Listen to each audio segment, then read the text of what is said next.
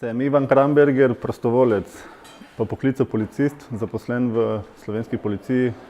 Že od malih nog se ukvarjam s prostovoljstvom, tako sem pri 6 letih vstopil v krajevno organizacijo Rdečega križa, kasneje postal prostovoljni gasilec in tudi spremljevalec oseb z motnjami v duševnem razvoju.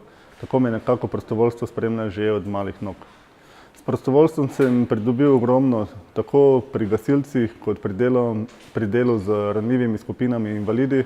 Vsa znanja, ki sem jih osvojil pri prostovoljnem delu, s pridom uporabljam v poklicnem delu v službi. Veliko je teh kompetenc in znanj, ki sem jih pridobil s prostovoljnim delom. Največ je teh pridobljenih pri prostovoljnem delu v gasilstvu. Tako te znanje s pridom uporabljam pri delu v policiji. Veliko je tudi kompetenc, ki sem jih pridobil z delom s ranljivimi skupinami in z invalidi.